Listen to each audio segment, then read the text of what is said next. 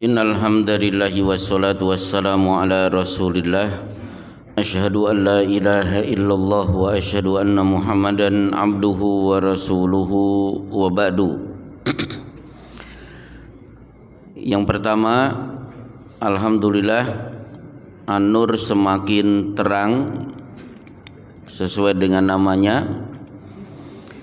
Bangunan tambah bagus. Saya juga bersyukur kepada Allah ketika kemarin ternyata saya lihat An-Nur punya TPA yang luar biasa, sudah punya wisuda, dan saya punya harapan bahwa suatu saat di masyarakat akan muncul ulama-ulama yang penghafal Quran, dan saya yakin ulama-ulama itu adalah anak-anak, bapak-bapak, ibu-ibu jamaah Masjid An-Nur. Itu yang pertama. Yang kedua, salah satu ciri khas adzan subuh yang membedakan dengan adzan-adzan yang lain adalah pada kata as-salatu khairun minan naum. Salat itu lebih baik daripada tidur. Para ulama menerangkan kenapa salat lebih baik daripada tidur. Satu, salat panggilan dari Allah, sementara tidur panggilan dari badan. Bapak capek, lelah, ngantuk, berarti badan memanggil untuk tidur. Tapi sholat itu panggilan dari Allah. Alasan kedua, karena sholat itu kebutuhan rohani, sementara tidur kebutuhan jasmani.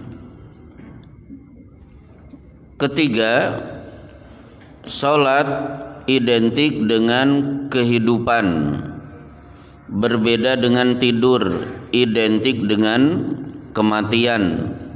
Maka ketika bapak-bapak bangun dari tidur, yang dibaca adalah alhamdulillahilladzi ahyana ba'dama amatana. Segala puji bagi Allah yang telah menghidupkan kami setelah tadi kami tidur. Berarti tidur itu adalah kematian. Kemudian, yang keempat, inilah alasan paling utama kenapa sholat lebih baik dari tidur. Karena orang yang tidur pesertanya baik mukmin maupun kafir. Mukmin dan kafir semua pasti punya tidur. Tapi khusus salat pesertanya hanya orang-orang beriman. Walhasil as-salatu khairun minan naum. Salat lebih baik dari tidur. Kemudian yang ketiga, sebenarnya saya akan menyampaikan misteri angka 7. Tapi ternyata saya pikir-pikir materi ini harus pakai layar sehingga Bapak melihat semua dalil. Maka materi ini akhirnya saya undur untuk 2 bulan yang akan datang, insya Allah di bulan Ramadan. Hari ini, pagi ini, insya Allah saya akan menyampaikan materi tentang kejahatan di malam hari. Apa saja kejahatan yang terjadi di malam hari. Tapi sebelumnya, yang perlu bapak-bapak ketahui, aslinya malam itu bagus. Malam itu aslinya adalah bagus. Coba kita lihat contoh-contoh bagusnya malam hari. Misalnya, man shallal isya'a fi jama'atin faka'annama shalla nisfal laili. Siapa yang sholat isya berjamaah maka pahalanya setara dengan salat tahajud setengah malam. Wa man shalla subha fi jama'atin faka'annama shallal laila kullahu. Siapa yang salat subuh berjamaah maka pahalanya sama dengan orang yang tahajud semalam suntuk. Silakan Bapak cari keutamaan salat zuhur dan asar, tidak ada. Justru keutamaan salat disebut oleh Rasulullah salat yang ada di malam hari. Berarti hari ini baru saja Bapak sudah punya pahala setara salat tahajud semalam suntuk karena salat subuh berjamaah. Kemudian alasan kedua, malam itu sebenarnya baik. Rasulullah ditanya, salat apa yang paling afdol dari sekian salat sunnah? Jawaban beliau singkat, qiyamul lail, salat tahajud. Berarti salat tahajud mengalahkan qobliyah ba'diyah, mengalahkan salat duha, pahalanya mengalahkan salat tahiyatul masjid. Kemudian kalau Bapak bepergian jauh, alaikum biduljah fa innal arda tutwa bil lail. Bepergianlah jauh di malam hari, karena di malam hari oleh Allah bumi dikerutkan sehingga jarak lebih pendek. Maka kalau bepergian bagus Bapak naik bus malam atau kereta malam. Jadi anjurannya justru bepergian jauh itu di malam hari. Kemudian la tasubbudik fa innahu yuqidu lis-shalah. Tidak boleh dibentak ayam jantan, karena kokoknya di malam hari membangunkan kalian untuk menunaikan sholat tahajud sebagai tanda malaikat sedang lewat tidak jauh dari rumah ibu-ibu. Maka para ulama menganjurkan ayam jantan kalau keluruk di malam hari, segera Bapak mengangkat kedua tangan, banyak berdoa, karena ayam sedang berkokok, tanda ayam sedang melihat malaikat rahmat yang ditugaskan oleh Allah untuk mengaminkan doa-doa. Baik, jadi malam itu bagus. Tapi ternyata malam juga ada kejahatan. Mana dalilnya? Bismillahirrahmanirrahim. Qul a'udzu birabbil falaq. Katakan wahai Muhammad, aku berlindung kepada Allah yang menciptakan al-falaq. Maksudnya waktu subuh. Kalau tidak salah kemarin saya melihat ada masjid Al-Falaq. Di mana kira-kira? Saya lupa. Jadi ada masjid Al-Falaq, berarti artinya subuh. Nah, baik. Aku berlindung kepada Allah yang menciptakan waktu subuh. Berarti subuh ada kejahatan. Min syarri ma khalaq, dari kejahatan makhluknya. Wa min syarri ghasikin idza waqab, dan dari kejahatan malam apabila telah gelap gulita. Berarti kejahatan itu terjadi antara malam sampai waktu subuh. Maka a'udzu, aku berlindung.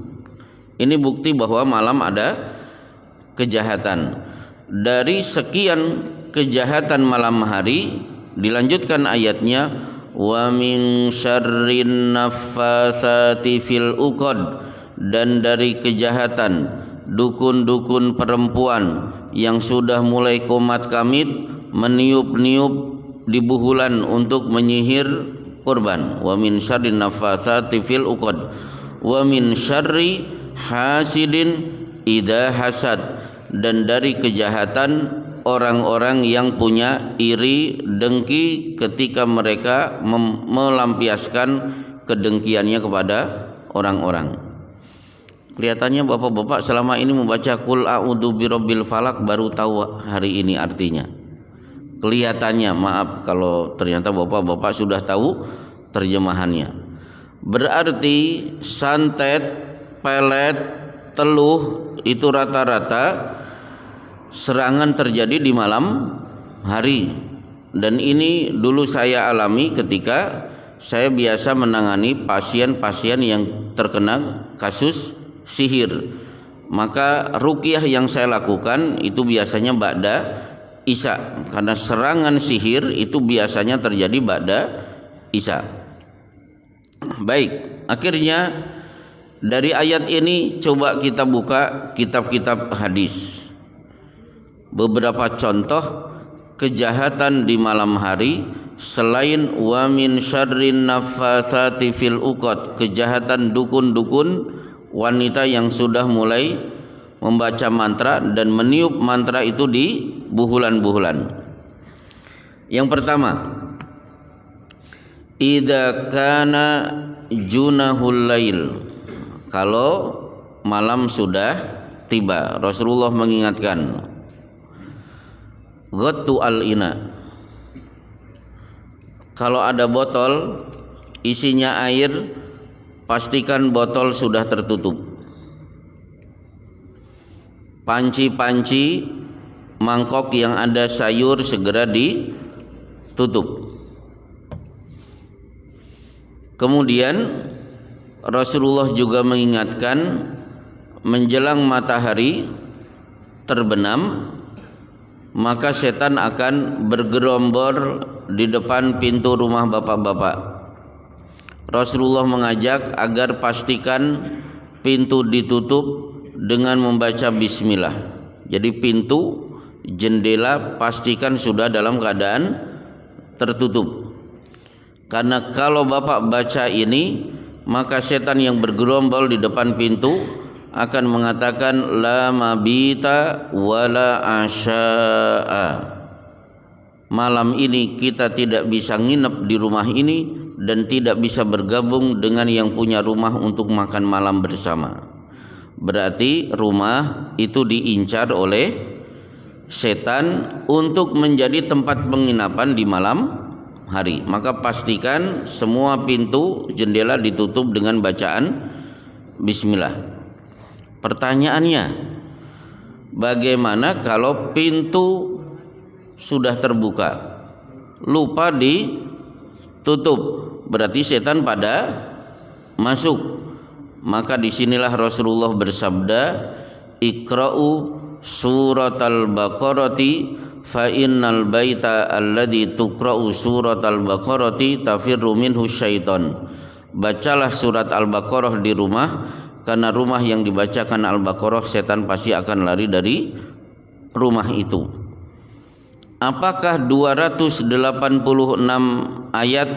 Tidak. Coba kita hitung berapa ayat dari surat Al-Baqarah. Kalau bapak baca, insya Allah rumah steril dari setan. Alif lam mim dalikal kitabu la raiba fihi hudan lil muttaqin sampai ulaika ala hudam mir rabbihim wa ulaika humul muflihun. Ayat berapa sampai berapa? 1 sampai 5 kalau tidak salah, berarti 5 ayat. Lanjutkan ayat kursi ditambah 2 ayat sesudah ayat kursi, berarti la ikraha fid din qad tabayyana ar-rusydu minal ghayy, ditambah di bawahnya Allahu waliyul ladzina amanu yukhrijuhum minadh dhulumati ilan nur, berarti 5 tambah 3 8 ayat. Ditambah akhir dari surat Al-Baqarah, berarti 5 tambah 3 ditambah 3 11 ayat sudah cukup untuk mengusir setan dari rumah. Maka ada keluhan dari ibu-ibu di Bekasi, saya setiap goreng tempe 10 pasti kelong.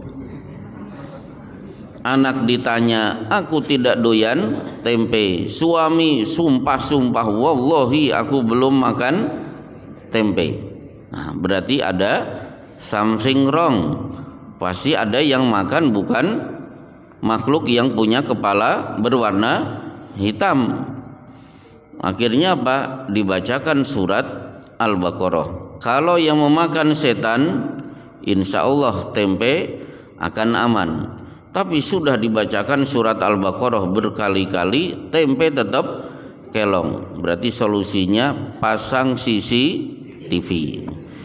Kira-kira suaminya bisa dipercaya atau tidak? Baik. Itu yang pertama. Yang kedua, idza kana julahul lail kuffu sibyanakum. Kalau malam sudah tiba diiringi dengan terbenamnya matahari, tahan anak-anak supaya tidak pelayon di luar. Fa inna syaitana yantashiru hina idzin, karena setan sedang berkeliaran. Jadi tidak ada anak-anak pelayon di luar ba'da maghrib. Yang pelayon biarlah bapak dan ibunya, aman. Tapi kalau anak, tahan. Kalau bisa ada di masjid, kalau tidak berarti ada di rumah. Kapan boleh anak-anak sudah mulai berkeliaran lagi? Ketika adzan Isya sudah mulai berkumandang sampai malam hari, insya Allah aman anak-anak untuk berkeliaran di luar rumah. Kemudian kejahatan setan yang lain adalah idza nama ahadukum, siapa di antara kalian akan tidur, aqada asyaitanu fi qafiyati ra'si ahadikum salasa uqadin, ditengkuk setan akan membuat 3 ikatan. Setiap 1 ikatan pasti setan akan mengucapkan mantra, alaika lailun tawilun farkud, nikmati malam panjang, tidur yang angker, jangan bangun sholat tahajud, kalau bisa subuh juga kesiangan. Maka kalau ada orang aras-arasan untuk bangun sholat subuh, berarti 3 ikatan di tengkuk kita manjur. Bagaimana caranya menghilangkan membuat 3 ikatan itu terlepas? Maka begitu bapak bangun, nama Allah disebut, in hallat uqdatun, 1 ikatan akan lepas. Begitu berdiri untuk pergi berwudu, ikatan kedua terlepas. Begitu Allahu Akbar, siap-siap menunaikan sholat, maka ikatan ketiga akan terlepas. Kemudian kejahatan malam hari termasuk ketika mimpi-mimpi bapak-bapak diganggu oleh setan. Maka idza ra'a ahadukum ru'yan yakrahuha, di malam hari kalian bermimpi, mimpinya tidak bagus, kalian pasti tidak suka. Begitu bangun pasti resah dan gelisah. Maka falyanfuth an yasarihi salasan, segera meludah ke sebelah kiri 3 kali, waliyasta'id billahi minasyaitonir rajim, dan segera ucapkan a'udzu billahi minasyaitonir rajim. Mimpi jelek itu terjadi di malam hari. Jadi ibu-ibu dan bapak-bapak, mimpi jelek segera meludah ke sebelah kiri diiringi dengan bacaan a'udzu billahi minasyaitonir rajim. Meskipun kadang-kadang mimpi jelek itu setiap orang berbeda-beda. Menurut dia ini baik, tapi menurut orang lain tidak baik. Contoh, saya tanya kepada ibu-ibu, kalau ibu-ibu bermimpi suaminya jadi pengantin, itu mimpi bagus atau jelek, Bu? Oh, buat bapak-bapak bagus. Kata bapak-bapak bagus. Jadi jelek dan tidak jeleknya, bagus dan tidaknya, itu tergantung tiap orang punya pemahaman sendiri-sendiri. Baik, kemudian Rasulullah juga mengingatkan bahwa idza nimtum fa'atfi'u sirajakum, pastikan kalian tidur obor-obor penerangan dimatikan. fa inna syaitana la tadullu ala hadhil fuwaisiqah, karena setan di malam hari akan mengendalikan tikus-tikus untuk beraksi. Jadi si tikus itu ketika beraksi di malam hari itu dikendalikan oleh setan. Nah, ada sahabat tidak peduli dengan peringatan Rasulullah, obor tetap menyala, kemudian ada tikus dikendalikan oleh setan, obor pun ditendang sehingga terjadilah kebakaran. Jadi makhluk yang dikendalikan oleh setan di malam hari adalah tikus. Dari sini saya tanyakan kepada seorang dokter di Jakarta tentang perintah mematikan obor di malam hari. Kata beliau, dan memang tidur paling bagus demi kesehatan dalam kondisi gelap, bukan dalam kondisi terang benderang. Baik. Kemudian lau ya'lamuna ma fil wihdah ma sara raqibun bil laili wahdahu. Kalau kalian tahu, mata kalian bisa melihat setan, niscaya kalian tidak akan mungkin berjalan sendirian di malam hari. Ini contoh. Jadi setan memang melakukan kejahatan di malam hari. Baik, bapak-bapak yang dimuliakan oleh Allah, untuk mengatasi kejahatan itu maka jangan lupa setiap ba'da asar bapak-bapak membaca a'udzu bikalimatillahi tammati min syarri ma khalaq 3 kali, kemudian ditambah bismillahilladzi la yadurru ma'asmihi syai'un fil ardi wala fis sama wa huwas samiul alim 3 kali. Ini salah satu bacaan untuk mengantisipasi kejahatan setan dari ba'da asar berlaku sampai adzan subuh berkumandang. Baik, insya Allah materi sudah selesai. Saya sengaja persingkat materinya karena saya ingin pengajian ini diisi dengan tanya jawab, dan ternyata sudah ada tanya jawab. Ternyata tanya jawabnya bagus di sini. Tidak disebut namanya.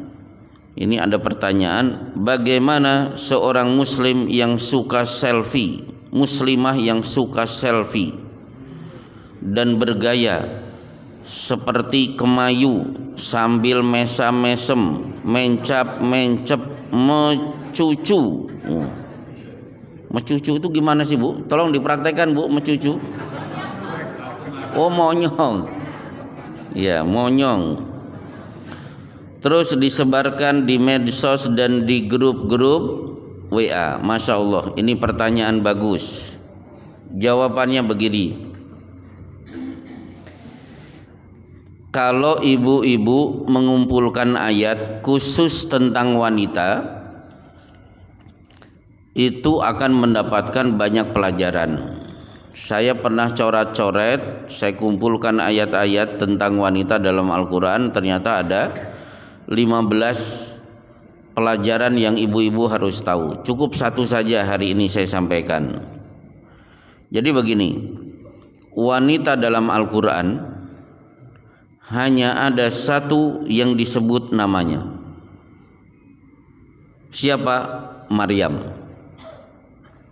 Hanya Maryam yang disebut dalam Al-Quran. Kata Maryam ada di Ali Imran, muncul di surat An-Nisa, ada di surat Al-Maidah, di surat Maryam sendiri ada, di surat At-Tahrim juga ada. Beberapa kali Maryam disebut. Selain itu, seluruh wanita tidak pernah disebut namanya. Contoh, tabbat yada abi lahabi wa tab. Ayat terakhir, wa mra'atuhu hammalatal hatab. Dan istrinya, istri siapa? Abu Lahab, dia yang membawa kayu bakar. Allah tidak menyebut Ummu Jamil, tapi disebut apa? Wa mra'atuhu, dan istrinya, namanya tidak disebut. Contoh lagi, daraballahu mathalan lilladzina kafaru imra'ata nuhin wa imra'ata lut. Allah memberikan perumpamaan wanita jelek, jangan ditiru. Dua wanita itu adalah istri Nuh dan istri Lut, tidak disebut namanya. Wa daraballahu mathalan lilladzina amanu imra'ata fir'aun. Permisalan wanita yang bisa dijadikan teladan adalah istri Fir'aun, tidak disebut Asia. Contoh lagi, wa auhayna ila ummi Musa an ardi'ih. Kami berikan wahyu kepada ibunya Nabi Musa, jangan buru-buru bayi dibuang ke sungai, susui dulu. Allah tidak menyebut Yakobet, tapi yang disebut apa? Ibunya Musa, namanya tidak disebut. Fajaat ihdahuma tamshi ala istihya. Salah satu putri dari nabi itu, yaitu Syuaib, datang menemui Musa dengan berjalan kemalu-maluan, namanya tidak disebut. Contoh lagi, wa qala niswatun fil madinati imra'atul azizi turawidu fataha an nafsih qad saghafaha hubba. Wanita-wanita Mesir berkumpul untuk ngerumpi. Apa yang mereka bicarakan? Keterlaluan betul. Istri Pak Menteri mengajak anak angkatnya untuk berbuat zina. Tidak disebut Zulaihah, tapi apa? Imra'atul Aziz, istri Pak Menteri.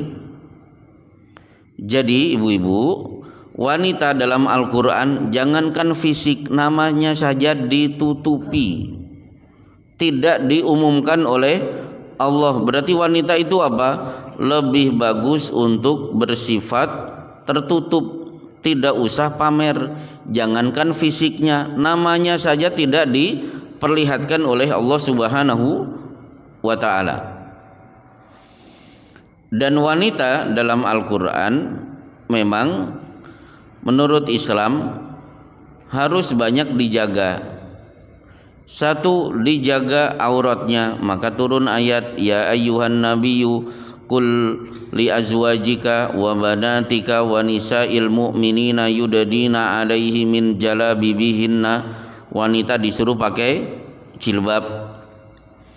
Wanita juga diatur suaranya sehingga fala tahdana bil qaul, jangan melemah gemulaikan suara, fayatma alladzi fi qalbihi maradun, yang menyebabkan tiba-tiba laki-laki hatinya sakit. Jadi suara diatur. Maka saya sampaikan kepada ibu-ibu, tidak perlu banyak ini mencap. Ini mencap berarti matanya ya Bu ya? Oh bibir. Kalau mata apa? Oh pelero ya. Kalau mata pelero. Jadi sekali lagi tidak perlu bergaya seperti itu. Namanya saja ditutupi, apalagi fisiknya. Lebih baik ibu-ibu terkenal di langit daripada terkenal di dunia. Caranya apa? Karena kita ingin menjadi wa dzakarahumullahu fi man indahu, nama kita terus-menerus disebut-sebut oleh Allah di hadapan seluruh malaikat yang ada di langit. Berarti senyap di dunia tapi populer di langit. Tidak perlu terkenal di dunia, tidak perlu. Bagaimana cara terkenal di langit? Caranya perbanyak amal soleh yang tidak perlu orang lain tahu.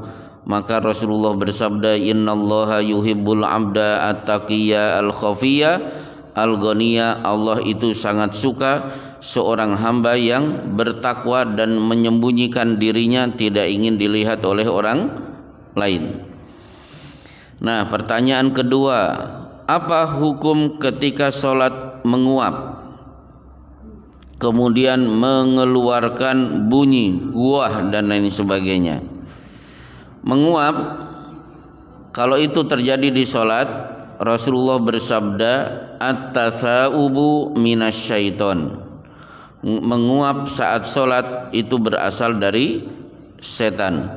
Fa idza tatha'aba ahadukum falyaqdim mastata'a. Siapa yang sholat dalam keadaan menguap, tahan sekuat-kuatnya agar mulut tidak terbuka. Kalau dorongan terlalu kuat, maka falyadu fahu fi fihi, segera letakkan telapak tangan di mulut. Karena kalau dia faida qolaha, kalau keluar kata-kata hah, dhahika minhu syaiton, setan pasti akan tertawa. Jadi kerugian menguap sambil bersuara, satu, setan tertawa. Padahal tugas kita bikin setan itu menangis.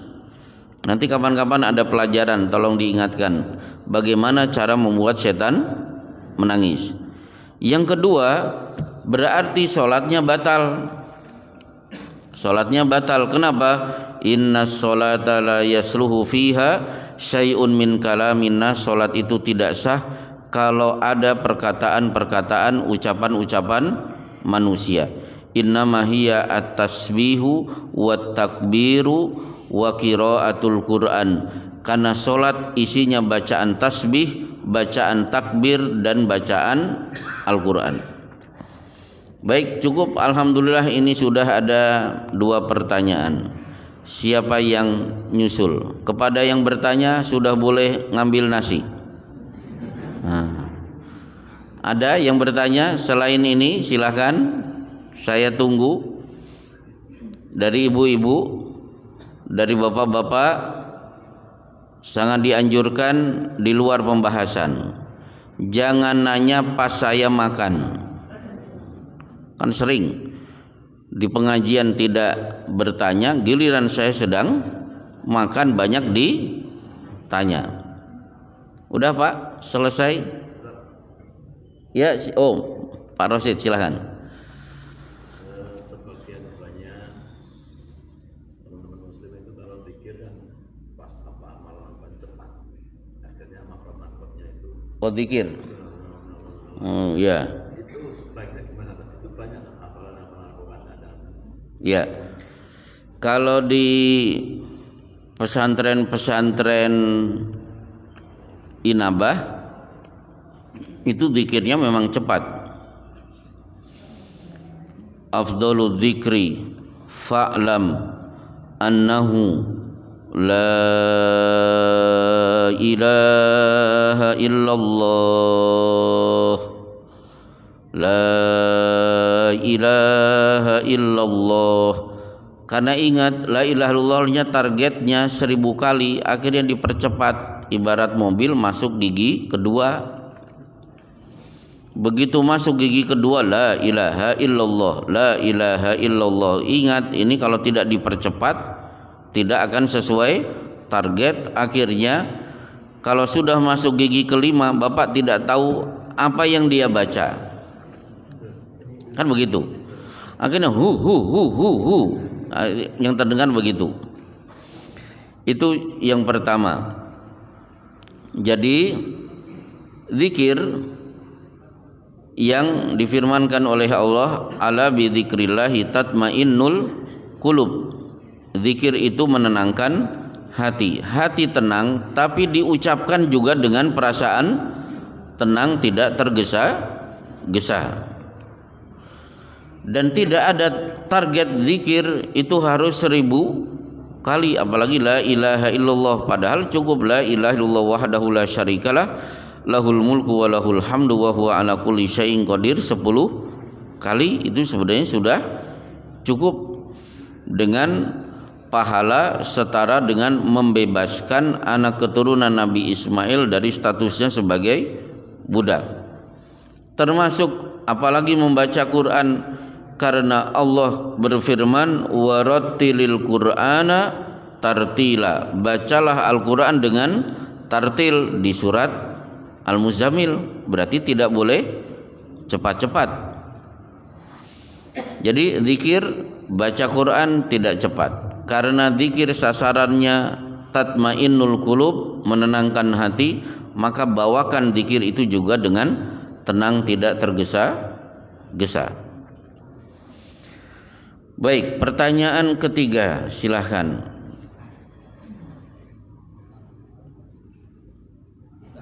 Ya, silakan Pak. Tentang keutamaan mengunjungi Masjidil Aqsa, karena kita kalau ini kan seringnya banyaknya ke Masjidil Madinah atau Ya.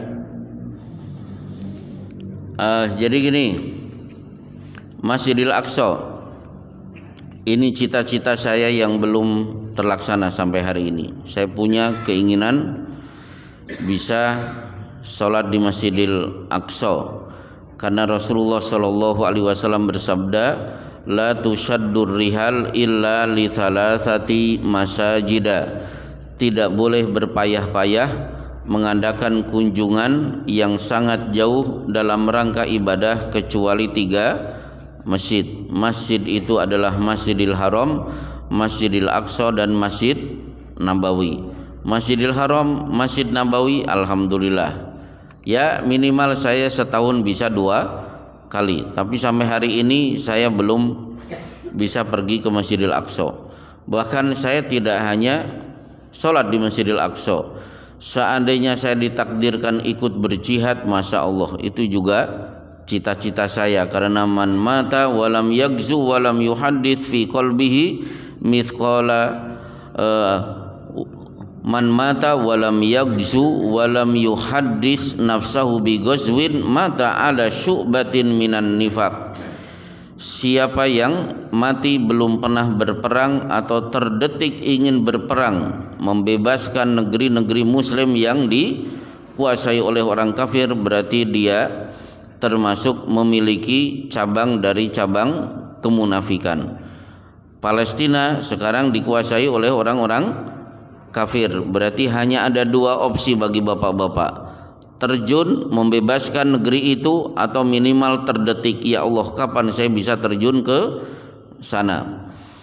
Dan perlu diketahui bahwa sebaik-baik pasukan akhir zaman, kata Rasulullah, sayasiru amru hadhil ummah ila an takunu jununudun mujannadah, jundun bisyam wa jundun bil Yaman wa jundun bil Irak. Umat Islam ini nanti mengerucut di akhir zaman punya 3 pasukan kuat yang ditakuti oleh orang kafir. Pasukan itu ada di negeri Syam, di negeri Yaman, dan di Irak. Ya Rasulullah, in adraktu dzalika khirli in adraktu dzalika, saya kalau hidup saat itu, kata Ibnu Hiwalah, engkau menyarankan bergabung dengan pasukan yang ada di mana? Alaika bisyam, ikutilah pasukan yang ada di negeri Syam. Fa innahum khiratu ibadillah, karena pasukan yang akan ada di negeri Syam, mereka adalah sebaik-baik hamba Allah. Syam itu mana? Syam itu adalah Lebanon, Palestina, Suriah, dan Yordania. Jadi dulu tidak ada istilah Yordania, tidak ada Lebanon, yang ada adalah negeri Syam. Berarti pasukan hari ini yang salah satu yang terbaik berarti ada di jalur Gaza. Termasuk alhamdulillah Ahlus Sunnah wal Jamaah memenangkan pertempuran yang ada di Suriah ketika Bashar Assad yang Syiah Nusairiyah sudah tumbang.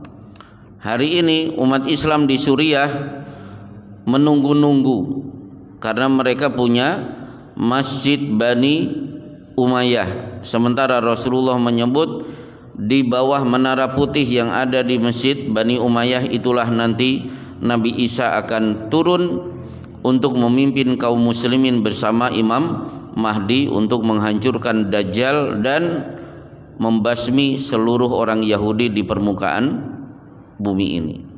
Cuma kira-kira kapan? Yang kedua, bapak-bapak masih hidup atau Tidak, ya itu saja. Baik, ada pertanyaan, 2 pertanyaan tersisa. Maaf, biasanya ini pengajian berapa menit, Bu? Sampai suruk, bukan, karena dulu saya pernah dipesan yang 2 tahun yang lalu itu cuma 20 menit, padahal ini sudah lebih dari 20 menit. Sampai suruk. Ya, baik, silakan. Kita lanjutkan tanya jawab. Pak Sardi, monggo. Waalaikumsalam warahmatullahi.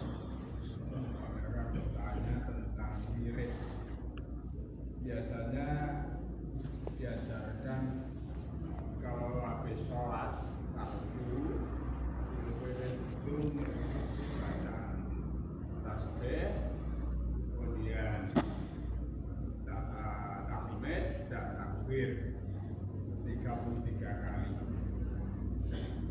Bagaimana kalau habis sholat itu di samping bacaan tersebut kita perbanyak bacaan istighfar, sholawat dan maupun tahlil dan lain-lainnya. Apakah itu juga dituntut dari Nabi atau bagaimana? Ya. Ya, salam. Waalaikumsalam warahmatullahi. Jadi begitu selesai mengucapkan salam, maka hadis mengatakan kana Rasulullah sallallahu alaihi wasallam idza sallama istaghfarallaha thalathan. Rasulullah begitu selesai mengucapkan salam, yang dibaca pertama kali beristighfar 3 kali. Qila wa kaifal istighfar? Ada yang bertanya, bagaimana bunyi istighfar selesai sholat? Qala al-Auza'i astaghfirullah astaghfirullah. Imam al-Auza'i, ulama tabi'in, mengatakan bacaannya adalah astaghfirullah astaghfirullah. Kalau tetangga sebelah kan astaghfirullahaladzim alladzi la ilaha illa huwal hayyul qayyum wa atubu ilaih. Itu tetangga sebelah. Nah, untuk bapak-bapak mengikuti hadis ini diulang oleh Imam Nawawi di Riyadhus Shalihin 2 kali. Berarti istighfar 3 kali, bacaannya apa? Astagfirullah, astagfirullah, astagfirullah. Hadis selanjutnya di Bulughul Maram kita akan membaca Allahumma antas salam wa minkas salam tabarakta ya dzal jalali wal ikram. Allahumma a'inni ala dzikrika wa syukrika wa husni ibadatika. Khusus ba'da subuh bagus ditambah Allahumma inni as'aluka ilman nafi'a wa rizqan thayyiba wa amalan mutaqabbala. Loh, kenapa ini dibaca khusus subuh? Karena ba'da subuh Bapak kan merasa kaya raya. Kenapa kaya raya? Rakaatul fajri khairun minad dunya wa ma fiha. 2 rakaat salat fajar berarti qobliyah subuh lebih mahal daripada dunia seisinya. Berarti Bapak sudah punya dunia seisinya, merasa kaya. Ba'da subuh kita akan membaca Allahumma inni as'aluka ilman nafi'a. Aku memohon kepadamu ya Allah untuk mendapatkan ilmu yang bermanfaat. Kenapa? Anak-anak kita sekolah nanti habis sholat subuh kan pergi sekolah. Wa rizqan thayyiba. Karena para pedagang, bapak-bapak juga akan pergi ke kantor. Wa rizqan thayyiba. Wa amalan mutaqabbala. Sibuk mencari ilmu, sibuk mencari rezeki, tapi saya juga tetap beramal, maka wa amalan mutaqabbala, saya memohon amalku diterima. Akhirnya membaca subhanallah, ada ayat kursi, al-ikhlas, al-falaq, an-nas. Nah, kalau prosedur ini sudah dilaksanakan, mau ditambah silahkan.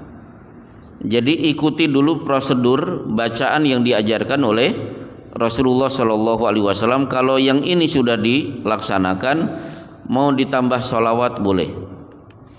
Kemudian saya akan membaca istighfar 100 kali. Silahkan.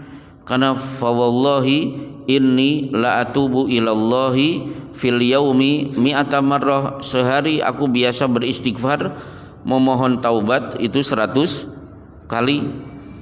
Habis itu saya membaca sholawat, boleh tidak diperbanyak? Silahkan. Dengan syarat apa? Zikir yang diajarkan Rasulullah ditunaikan, baru zikir versi kita. Karena wa khairul hadyi hadyu Muhammadin sallallahu alaihi wasallam, sebaik-baik ibadah yang dicontohkan terlebih dahulu oleh Nabi Muhammad sallallahu alaihi wasallam.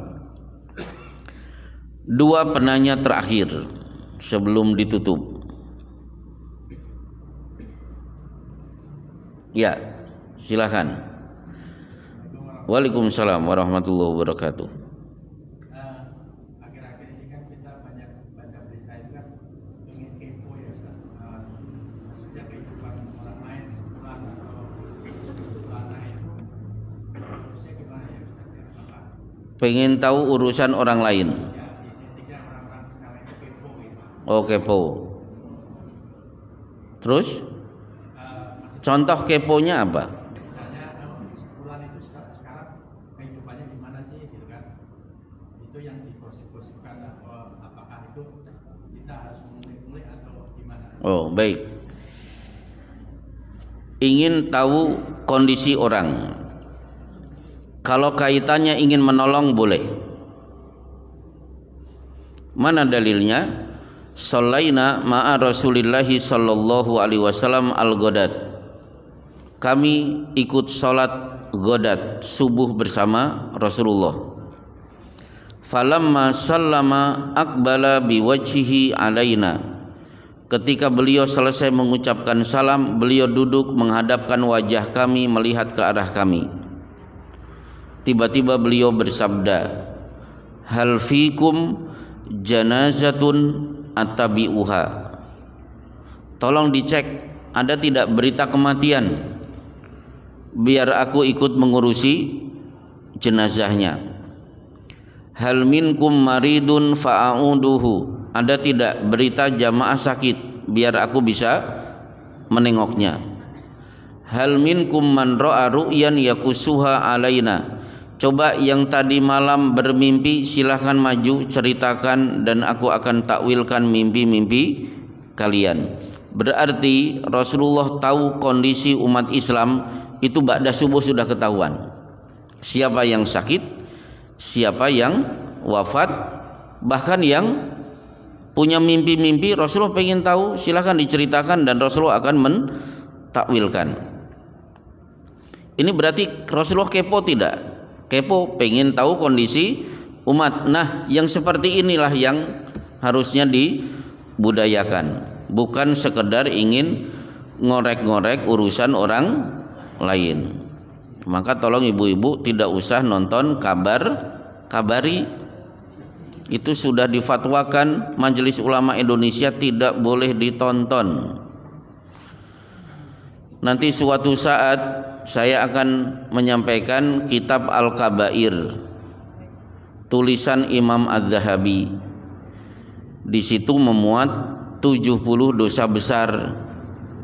Ternyata salah satu dosa besar dari sekian 72 itu at-tasammu, pengen nguping, pengen tahu kondisi orang lain. Jadi itu termasuk dosa besar, sudah dibahas oleh Imam Az-Zahabi ratusan tahun yang lalu.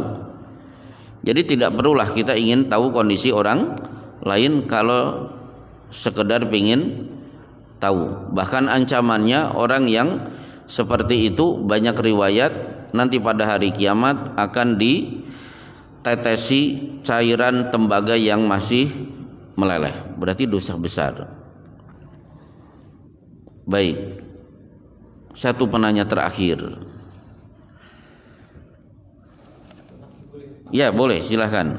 Nyambung dari Bapak Safi tadi tentang sehabis sholat kita wirid, tapi kita kaitkan dengan sehabis sholat itu Rasulullah jarang, nasihatnya tuh tidak ada dalilnya kalau sehabis sholat itu berdoa. Karena berdoa itu ketika Rasulullah di lanjutkan ketika waktu sholat sebelum salam terakhir. Baik. Untuk dijelaskan Pak Ustaz. Ya, jadi gini.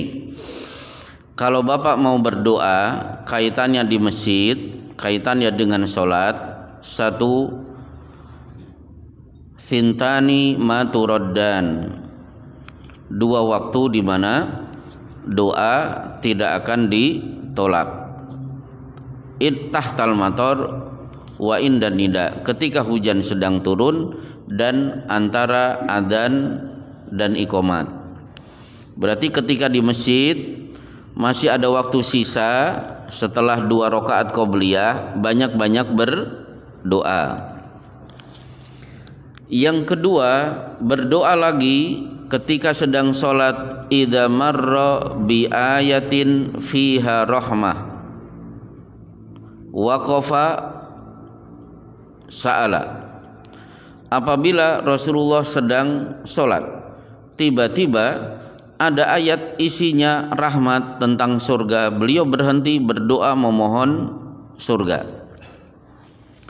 Tapi kalau ada ayat isinya tentang neraka, beliau berhenti untuk memohon perlindungan. Biasanya beliau mengucapkan a'udzu billahi minan nar wailun li ahlin nar. Aku berlindung kepada Allah dari neraka karena betapa celakanya orang masuk neraka. Kedua. Yang ketiga, ketika Bapak sedang sujud, dianjurkan untuk berdoa, aqrabu ma yakunu bainal abdi wa rabbih wa huwa sajidun fa aktsiru fihi du'a. Waktu paling dekat seorang hamba saat sholat adalah ketika sujud, maka perbanyak doa.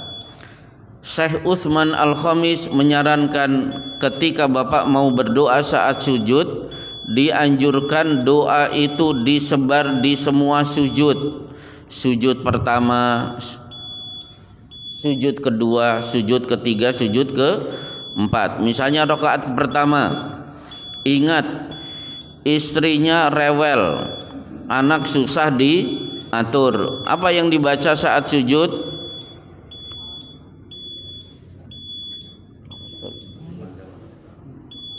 Halah. 1 menit. Ya. Jadi apa tadi? Jadi doa ketika sujud dianjurkan untuk disebar. Maka sujud di rakaat pertama yang dibaca apa? Rabbana hablana min azwajina wa dzurriyyatina qurrata a'yun. Begitu rakaat kedua ingat rezeki sedang seret, ya sudah yang dibaca di sujud rakaat kedua, Allahumma inni as'aluka ilman nafi'a wa rizqan thayyiba wa amalan mutaqabbala. Jadi disebar di semua sujud. Ketiga, begitu fil alamina innaka hamidum majid summa liyad'u ba'du ma sya'a. Setelah itu silahkan berdoa sebagaimana yang dia sukai. Berarti begitu selesai assalamualaikum, acaranya zikir dan sudah tidak ada acara doa lagi. Jadi ba'da sholat itu acaranya zikir, bukan acara doa, karena doa sudah ada antara adzan dan iqamat ketika sujud dan ketika fil alamina innaka hamidum majid sebelum mengucapkan salam. Baik, insyaallah cukup karena tanda sudah berbunyi. Maaf yang di belakang sudah siap, Bu? Sudah. Wassallallahu ala Muhammadin wa ala alihi wa sahbihi wasallim. Assalamualaikum warahmatullahi wabarakatuh.